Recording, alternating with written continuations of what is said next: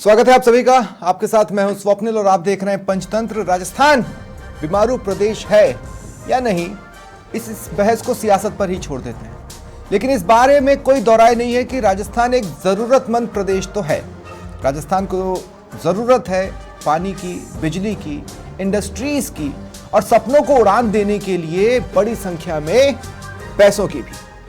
पैसों के लिहाज से बात करें, इन्वेस्टमेंट्स के लिहाज से बात करें तो राजस्थान में इन्वेस्टमेंट शायद किसी बीमारी से ग्रसित है और इस बीमारी को दूर करने का बीड़ा उठाया है, जिम्मा उठाया है मुख्यमंत्री भजनलाल शर्मा ने। जिस तरह से मुंबई में उनका रोड शो हुआ, इन्वेस्टमेंट्स आए, जिस तरह से विदेश यात्रा खासकर कोरिया और जापान पर मुख्यमंत्री भजनलाल शर्मा गए और अब 2 दिवसीय दिल्ली यात्रा पर है।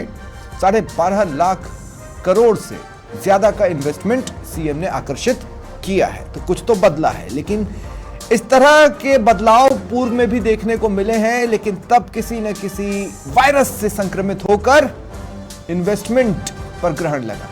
इस बार वो वायरस न लगे, इसी कोशिश में है मुख्यमंत्री भजनलाल शर्मा। तो किस तरह के सपने देखना चाहिए राइजिंग राजस्थान को लेकर, क्या उम्मीदें बंध रही हैं, इसी पर बातचीत करेंगे। मेरे साथ मेरे सहयोगी दिल्ली से मनोज शर्मा जुड़ रहे हैं और स्टूडियो से मेरे साथ जुड़ रहे हैं बीके शर्मा, हमारे बिजनेस एडिटर और युवा उद्यमी हैं मानस गर्ग। आप सभी का स्वागत है समाचार प्लस पर। सबसे पहले मनोज, मैं आपके पास आ रहा हूं। मनोज, पूर्व में भी इन्वेस्टमेंट आकर्षित किए गए, इस बार मुख्यमंत्री भजनलाल शर्मा ऐसा क्या अलग कर रहे हैं जो पहले कभी नहीं हुआ?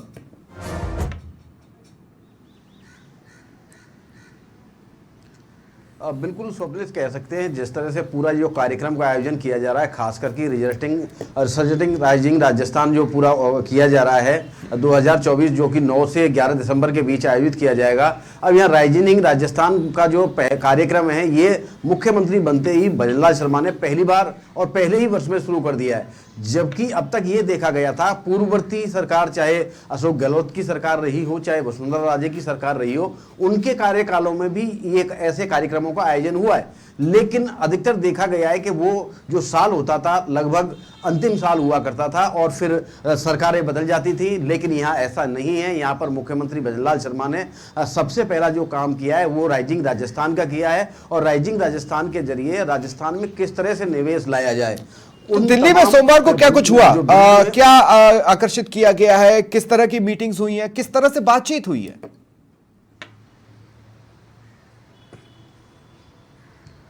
बिल्कुल स्वप्निल, इससे पहले एक बात और मैं बताना चाहूँगा। जिस तरह से राइजिंग राजस्थान 2024 का आयोजन किया जा रहा है, इसी तरह से गुजरात में आयोजन हो चुका है, उत्तर प्रदेश में आयोजन हो चुका है और वहाँ दोनों राज्यों के जो आयोजन है सफल हुए हैं, वहाँ पर निवेश पहुँचा है। तो वहाँ पर जिस तरह से निवेश लाया गया, वहाँ की सरकार से पूरा जिस कार्यशैली जो रही है उसको यहाँ के अधिकारियों ने अध्ययन किया। अध्ययन करने के बाद उनमें क्या क्या सुधार किए जा सकते हैं वो सुधार किए गए और उसके बाद मुख्यमंत्री भजनलाल शर्मा ने ऐलान किया गया कि राइजिंग राजस्थान किया जाएगा, जिससे न केवल देश के राज्यों से बल्कि अन्य देशों से भी जो निवेश है वो लाया जाएगा और निवेशकों को एक छत के नीचे 14 विभागों की सभी जो व्यवस्थाएं वो दी जाएंगी।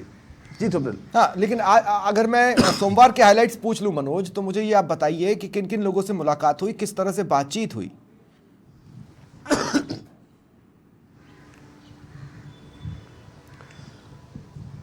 जी स्वप्निल, जहाँ तक आज के कार्यक्रम की बात की जाए तो होटल ताज महल में ये पूरा आयोजन रखा गया है। इस समय भी मुख्यमंत्री भजनलाल शर्मा हैं 1-to-1 मुलाकात कर रहे हैं। खास करके जो निवेशक हैं जो पूरे देश भर से चलकर यहाँ पर आए हैं, उनसे 1-to-1 मुलाकात मुख्यमंत्री भजनलाल शर्मा की चल रही है। और मुख्यमंत्री भजनलाल शर्मा की जो पूरी पहल है इसमें यही है कि किसी भी तरह से राजस्थान में निवेश लाया जाए। और जहाँ तक बात की जाए सुबह के कार्यक्रम की, तो पहले दौर का जो कार्यक्रम था जो लंच से पहले रखा गया था, उसमें पहले एक रोड शो होता है, उसके बाद मुख्यमंत्री भजनलाल शर्मा सभी जो निवेशक हैं उनसे मुलाकात करते हैं। मुलाकात करने के बाद पूरा जो कार्यक्रम है वो आयोजित किया गया। और सबसे महत्वपूर्ण बिंदु जो देखने को मिला वो इसमें यह है कि खासकर कि जो निवेश राजस्थान में हो चुके हैं वो निवेशक भी यहाँ पर मौजूद थे और उन निवेशकों का कहना था कि राजस्थान है तो मुमकिन है, मतलब निवेश यदि किया जाए तो राजस्थान में किया जाए तो वहां सब कुछ मुमकिन है। खासकर कि जेसीबी कंपनी के जो सीईओ थे उनका कहना था कि जयपुर में बन रही उनकी मशीनरी, खासकर कि जेसीबी यूएसए सेल हो रही है, वहां के व्यापारी जेसीबी को पसंद कर रहे हैं। और यहां पर जिस तरह से सौर ऊर्जा का जो कह सकते हैं जोधपुर जिले में जो प्लांट लगा हुआ है उसके भी यहाँ पर निवेशक मौजूद थे, उनका भी यही कहना था कि राजस्थान में प्रचुर संभावनाएं हैं, राजस्थान में निवेश के लिए आइए, एक छत के नीचे सभी सुविधाएं उपलब्ध कराई जाएंगी। साथ ही एक बात और गहरी बात थी जो खासकर कि मुख्यमंत्री भजनलाल शर्मा ने अपने स्मरण में बताते हुए कहा कि एक राजस्थान मूल के निवासी जो कि बॉलीवुड से बिलोंग करते हैं और राजस्थान के रहने वाले हैं, और वो अचानक उनसे सीएमओ में मिलने के लिए आए और उन्होंने फिल्म सिटी के लिए जमीन की मांग की। और तभी मुख्यमंत्री भजनलाल शर्मा ने जो वरिष्ठ अधिकारी हैं उनको जिम्मेदारी दी जमीन दिखलाई जाए। और उस दिन जोक से ऐसा था कि शाम को कैबिनेट की बैठक भी हो रही थी, कैबिनेट की बैठक वाली भी बात है या इस हाथ दे उस हाथ ले वाली भी बात है, अगर इस लिहाज से देखा जाए कि वो तो मसला तुरंत ही लगभग सॉल्व हो गया था। मनोज, मैं आगे आपके पास आता हूँ, मानस मेरे साथ हैं। मैं ये बताना चाहता हूँ कि ये भी राजस्थान में इन्वेस्ट करना चाहते हैं, कम से कम उन्होंने अप्लाई करके रखा है। मानस, किस बात ने मोटिवेट किया कि मैं राइजिंग राजस्थान का पार्ट बनूँ? जी देखिए, सरकार की एक बहुत ही अच्छा स्टेप लिया है भजनलाल शर्मा जी ने फर्स्ट ईयर में आते ही अपने कि राजस्थान में इन्वेस्टमेंट लाया जाए, राजस्थान को और ग्रो किया जाए। तो उसी की तर्ज पे हमने भी एक राजस्थान में एक स्पोर्ट्स यूनिवर्सिटी सेटअप करने के लिए एक एमओयू के लिए एप्लीकेशन प्रोसेस की है। लगभग कितने का एमओयू आप करना चाहते हैं? जी, उसकी अप्रॉक्सीमेट वैल्यू 2,500 करोड़ रुपए के आसपास रहेगी। मैं ये मान के चल रहा हूँ मानस के पूर्व में भी आप कर सकते थे, मतलब कुछ दिनों पहले भी, कुछ सालों पहले भी इन्वेस्टमेंट के मौके थे, लेकिन इस बार शायद कुछ ऐसा डिफरेंट रहा है या आपने कोई ऐसा सिनेरियो देखा है जिसकी वजह से आप इस बार मोटिवेट हुए हैं राजस्थान में इन्वेस्ट करने के लिए? तो बहुत बड़ा इन्वेस्टमेंट है, 2.5 लाख करोड़, 2,500 करोड़। सर इस बार थोड़ी आप कह सकते हैं थोड़ा प्रोसेस थोड़ा इजी था, आपको इजीली चीज़ें अवेलेबल थी एंड पता थी कि कहाँ से हो सकती है, कैसे क्या प्रोसेस मूव किया जाएगा, तो वो एक बड़ा फैक्टर था इस पूरे इसको मूव करने का। तो ऑनलाइन अप्लाई किया है? हाँ जी, ऑनलाइन अप्लाई किया। अभी तक कोई रिस्पांस आया है, कुछ हुआ है? नहीं सर, शुरुआती कुछ दिनों में दिक्कत आई थी, वेबसाइट पे हमने 3-4 बार अप्लाई करने की कोशिश की तो वो सक्सेसफुल नहीं हो रहा था, एमओयू एप्लीकेशन प्रोसेस नहीं हो पा रही थी। उसके बाद हमने 2-3 मेल्स किए गवर्नमेंट को, उसके बाद वहाँ से एमओयू जब उनकी वेबसाइट जब ऑन हुई तो उसके बाद हमने अप्लाई किया है, तो वहाँ से एक एक्नॉलेजमेंट आया है अभी सिर्फ कि MOU application has been successfully filed, but उसके बाद अभी तक कोई और ऑफिशियल कम्युनिकेशन तो नहीं हुआ है गवर्नमेंट की तरफ से। ठीक है, मैं बीके एक बात पूछना चाह रहा हूँ।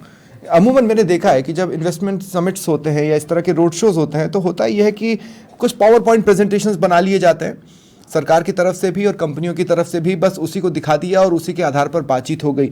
ये जो 1-to-1 वाला सिस्टम है उसमें होता यह है कि कोई भी कंपनी का पर्सन वो डायरेक्ट अपनी बात रख देगा, भाई उनके लिए तो वो बिजनेस है, वो तो सीधे कह देगा कि भाई हमें राजस्थान से ये तकलीफ है, आप बताओ ये दूर कर सकते हो क्या? सबने छोटी सी बात मैं आप कहना चाहता हूँ। अपने ऑफिस के पास में एक दुकानदार है, उस दुकानदार के पास हम जाते हैं या कोई भी सरकार का नुमाइंदा जाकर ये कहे कि भाई तू एक और दुकान खोलना चाहता है क्या, तो वो मना नहीं करेगा, लेकिन वो कहेगा मेरे पास ज़मीन नहीं है, मेरे पास पैसा नहीं है, अगर आप ज़मीन दोगे और दुकान अगर आप कुछ मदद करेंगे, फंडिंग करेंगे तो दूसरी खोल लूँगा। तो कोई भी अपने व्यापार को बढ़ाने में पीछे क्यों रहता है? हर कोई भी व्यक्ति है, कोई भी व्यापारी है, उद्यमी है, वो अपने व्यापार को आगे बढ़ाना चाहता है हमेशा, लेकिन उसकी खुद की एक फाउंडेशन होती है, उसके पास एक निश्चित कैपिटल होता है, इसके अलावा उसके खुद के खर्चे होते हैं। वहाँ पर सरकार उसकी मदद करे कि आप यदि ग्रोथ करना चाहते हैं, आप आगे अपना उद्योग और व्यापार को बढ़ाना चाहते हैं, तो सरकार आपकी मदद करने को तैयार है। तो सरकार के पास जो जो संसाधन है, जैसे लैंड है, बिजली है, ट्रांसपोर्टेशन है, कनेक्टिविटी है, इस तरह के संसाधन उसे मुहैया कराए और इसके बाद में वो इन्वेस्टर वहां पर अपना निवेश कर सकते हैं, वो अपनी तरफ से भी पैसा तो इन्वेस्टर्स का अब तक जो स्वाद रहा है वो कसेला रहा है ना, वो मीठे में बदले, यही तो कोशिश कर रहे हैं ना मुख्यमंत्री भजनलाल शर्मा, बदलेगा कैसे? सरकार को ये बात सही है कि पिछला जो कसेला टेस्ट रहा है तो उसमें ऐसा क्या इंग्रेडिएंट है जिसने उस स्वाद को बदतर बना दिया। तो यदि इनकी ये बात जरूर है कि अभी भजनलाल सरकार उसमें पूरी मेहनत कर रही है और करनी भी चाहिए, और ये निकालना चाहिए कि ऐसा कौन सा ऐसी बात है जो उस टेस्ट को मज़ेदार नहीं बनाने दे रहा। तो उसको नहीं, तो एक एग्जांपल में दे दो, जैसे मानस ने बताया, अप्लाई किया है ना, अप्लाई किया, शुरू में इस बार प्रोसेस थोड़ा आसान था, तो 2-3 बार की एक मशक्कत रही, जिसके बाद अल्टीमेटली अप्लाई हो गया है और वहां से क्लियरेंस भी आ चुका है, लेकिन उससे फर्दर कोई बातचीत अभी आगे बढ़ी नहीं है, जबकि 2,500 करोड़ भी छोटी रकम नहीं है, बड़ा अमाउंट। हाँ। और अगर ये इन्वेस्टमेंट होता है, इतना बड़ा इन्वेस्टमेंट होता है, तो आप देखिए कि इससे कितने लोगों को रोजगार मिलेगा। और इनका कंसेप्ट जो मेरी समझ में आया है वो है स्पोर्ट्स यूनिवर्सिटी का, क्योंकि हम हमारे पड़ोस में भी देख लें कि हरियाणा की क्या स्थिति है स्पोर्ट्स में। आप स्पोर्ट्स अपने आप में एक इंडस्ट्री के तौर पर डेवलप होता जा रहा है। आप स्पोर्ट्स के साथ में बहुत सारी एकेडमीज खुलती हैं, स्पोर्ट्स की इंडस्ट्री जो प्रोडक्ट हैं सेल होती है, वहाँ पर उनकी मैन्युफैक्चरिंग यूनिट्स लगती हैं।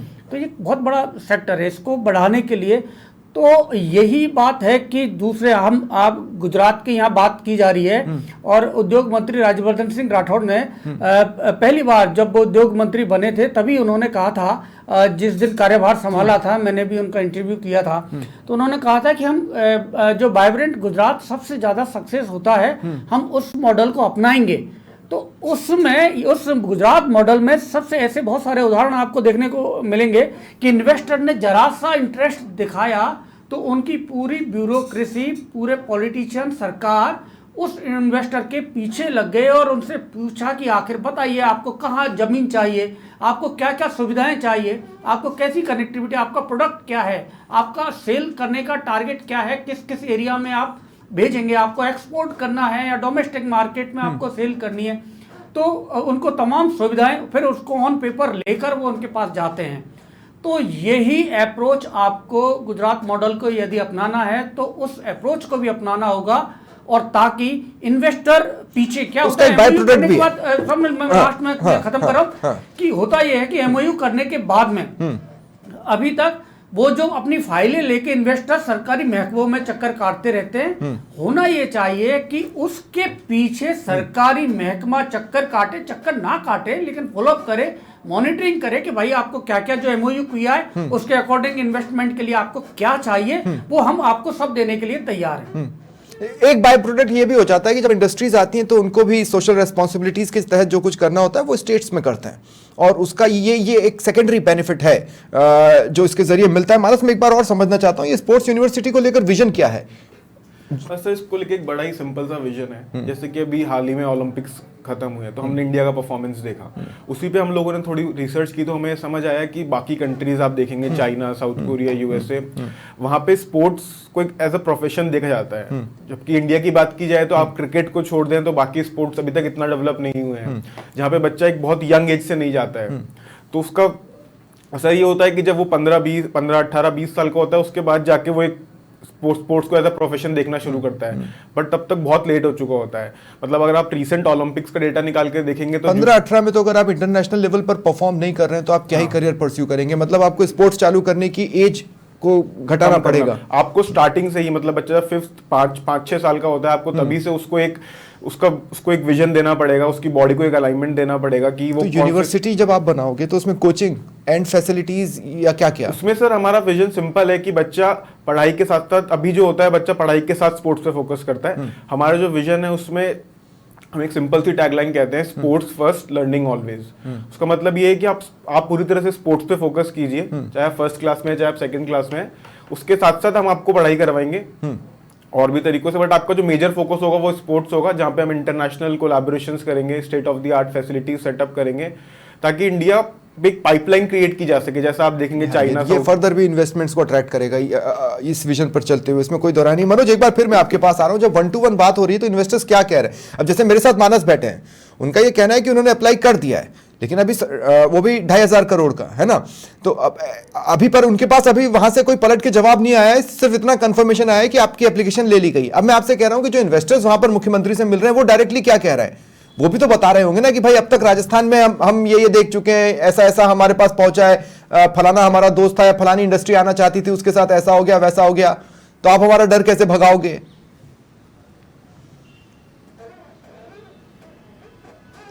बिल्कुल स्वप्निल, यहाँ पर 3 जो उद्योगपति है खास करके इस कार्यक्रम में मौजूद थे, जिनके की संयंत्र राजस्थान में लगे हुए हैं। खास करके जयपुर के पास जो बगरू में लगा हुआ है, जेसीबी का प्लांट लगा हुआ है, उनका और साथ ही सौर ऊर्जा के क्षेत्र में इन्वेस्ट करने वाले वो इन्वेस्टर थे और टाटा ग्रुप से आए हुए इन्वेस्टर थे।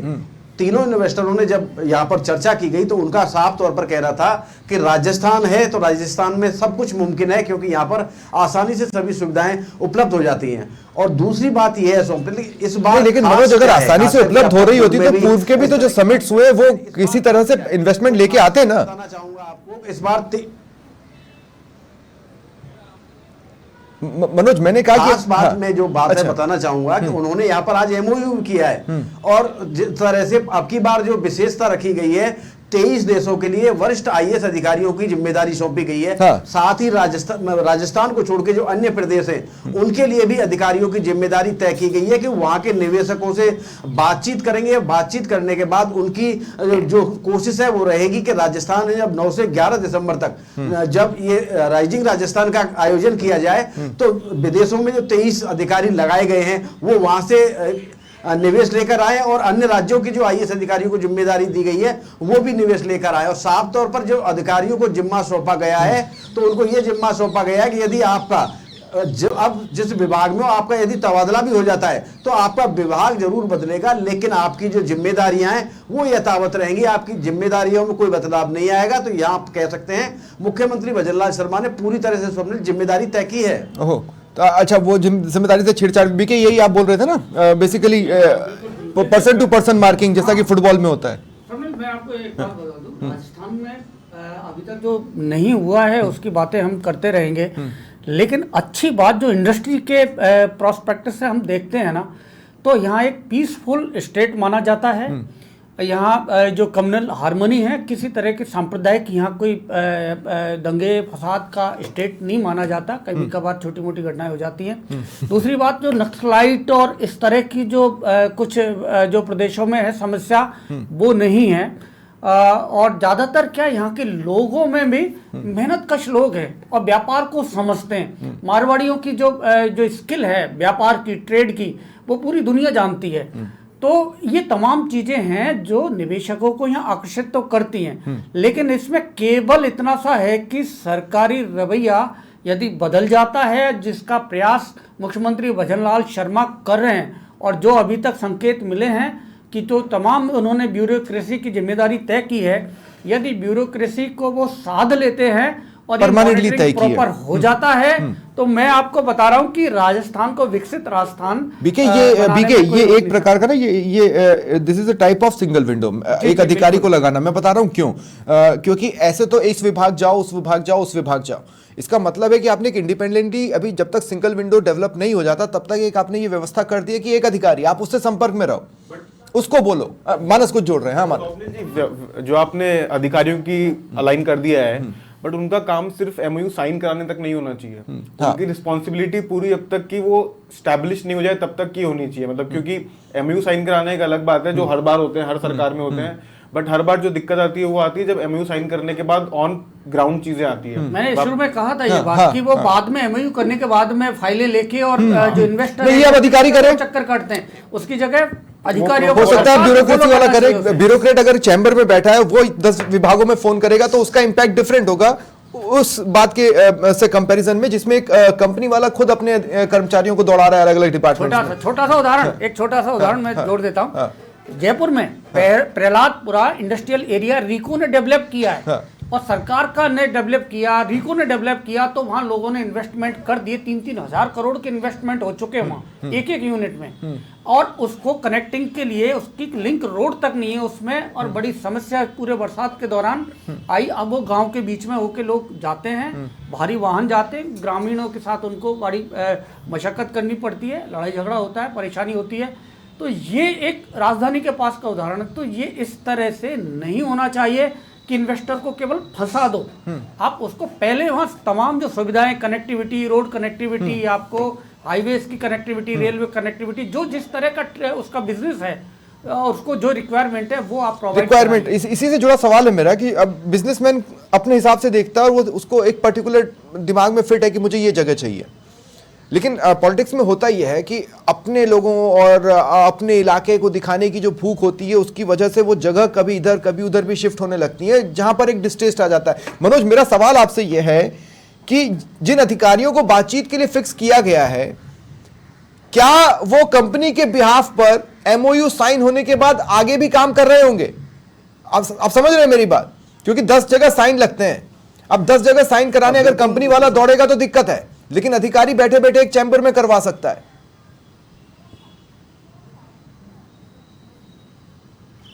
अब बिल्कुल स्वप्निल, जिस तरह से यहाँ पर अब जो जिम्मेदारी सौंपी गई है, जिस तरह से मैं सुन पा रहा था, बीके सर कह रहे थे कि यहाँ पर एमओयू तो हो जाता है लेकिन उसकी क्रियान्विति नहीं होती। लेकिन जिस तरह से मैं आपको बता रहा था कि यहाँ पर जो 23 वरिष्ठ आईएएस अधिकारी हैं उनको जो जिम्मेदारी सौंपी गई है, तो उनकी जिम्मेदारी न केवल एमओयू कराने की है बल्कि उसका इंप्लीमेंट कराने की भी है।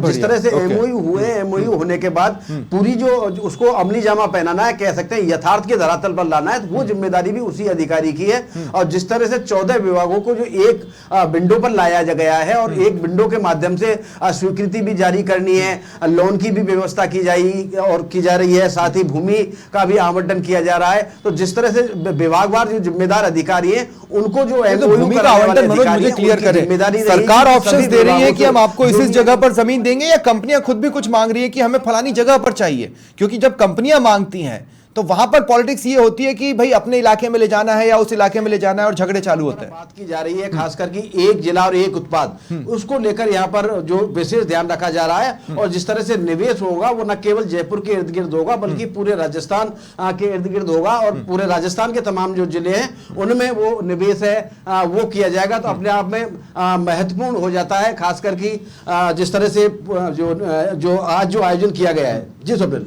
मानस, देखिए हम तो यही चाहेंगे कि आप भी जो प्रयास कर रहे हैं वो फ्रूटफुल रहे, क्योंकि अल्टीमेटली स्पोर्ट्स के लिए कुछ भी हो मैं तो खुले दिल से उसका स्वागत करता हूं। मैं ये बात पूछना चाह रहा हूं, आपका जो भी प्रयास है वो वन डिस्ट्रिक्ट वन प्रोडक्ट के उसमें तो नहीं आता, लेकिन स्टार्ट टू फिनिश का अगर ऑप्शन मिलता है तो क्या आपके भी दिमाग में कुछ है? आप जयपुर में ही रखना चाहते हैं या कहीं और ले जाना चाहते हैं? क्योंकि जैसे हम देखते हैं कि बास्केटबॉल की नर्सरी एक इलाका है, वॉलीबॉल की नर्सरी दूसरा इलाका है, कबड्डी की नर्सरी तीसरा इलाका है। आपके दिमाग में क्या है? राजस्थान का कौन सा पोर्शन है? जी सर, अभी जो हमने अप्लाई किया है वो तो हमने जयपुर के आसपास के एरियाज में ही जमीन के लिए सरकार से मांग की है। क्योंकि एक बट अगर सरकार ऑप्शन देती है कि ये तो फिलहाल पॉसिबल नहीं है, दूसरी जगह आपको शिफ्ट करना पड़ेगा, तो आपका ऑप्शन बी या सी है, या सरकार के ऑप्शंस पर आप डिपेंडेंट हो जाएंगे तो भी आप एक्साइटेड रहेंगे?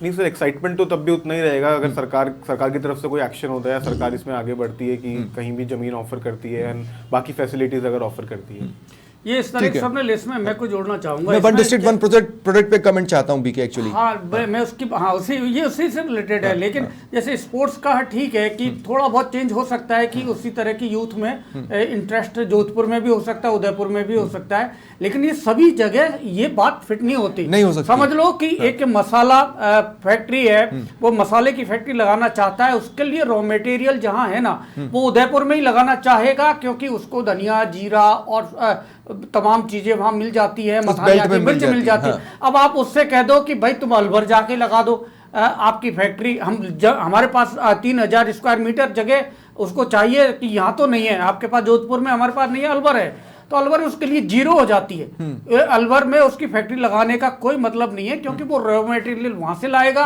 फिर वहां प्रोसेसिंग करेगा, वो अपना कॉस्ट क्यों बढ़ाएगा? कॉस्ट हाँ, वो उसके लिए वो यूजफुल, तो वो हर प्रोडक्ट के लिए ये उसको जहां चाहिए, जहां रॉ मटेरियल आसानी से उपलब्ध हो, ट्रांसपोर्टेशन की लागत कम हो, वहां वो अपना इन्वेस्टमेंट करना चाहेगा। सरकार को अपनी तरफ से कि हमारे पास यहाँ लैंड बैंक है, आप यहाँ ले लीजिए, यहाँ तो नहीं दे सकते, लेकिन ये ऐसा इंडस्ट्री में, सभी इंडस्ट्रीज में ऐसा नहीं होता है। और ये जो वन प्रोडक्ट वन डिस्ट्रिक्ट का है, उसमें भी ये सरकार का जो है वो हालांकि इससे पहले भी था, ओडीओपी पहले भी चल रहा था कि, लेकिन वो भी सक्सेस उतना रहा नहीं, लोगों को पता ही नहीं था। हमने भी कार्यक्रम किया था तो मैंने पूछा भी था, तो उसी जिले में ज्यादातर लोगों को पता नहीं था कि हमारे डिस्ट्रिक्ट में ऐसा कौन सा प्रोडक्ट है जिसको सरकार प्रमोट कर रही है।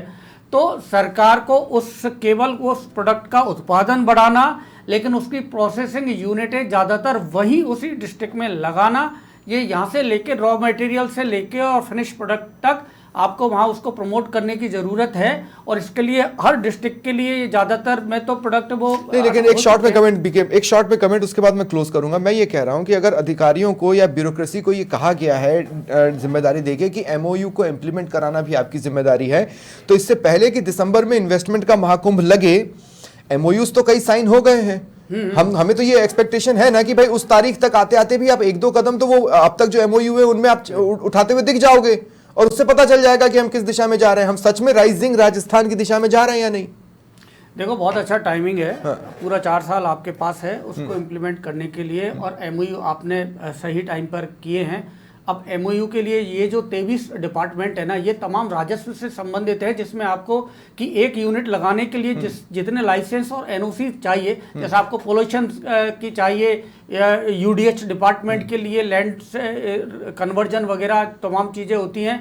इसके अलावा स्थानीय नगर निगम है, और भी ये कई सारे जो नेचर होता है इंडस्ट्री का, जिस तरह का नेचर होता है, उसको उतने डिपार्टमेंट से एनओसी भी चाहिए, सपोर्ट भी चाहिए, और तमाम चीजें स्वीकृतियां चाहिए। तो ये वो ले के फाइलें उन डिपार्टमेंट में जाने में पहले इंश्योर करने के लिए 10 विभाग थे, अब इंश्योर करने के लिए सिंगल पर्सन है, तो ऐसे में चीजें बदलनी चाहिए, ऐसा मुझे लगता है। मैं सिर्फ ये कहना चाहता हूं, बहुत अच्छा कदम है। और ये रोड शो, मीट और 1 to 1 अब तक तो जो नजर आ रहा है वो वेल्डन नजर आ रहा है। अब बस ये वेल्डन ही इसी गति से आगे चलता रहे तो चीजें बदल सकती हैं राजस्थान में। बहुत बहुत शुक्रिया आप सभी का मेरे साथ जुड़ने के लिए। फिलहाल इतना ही, नमस्कार।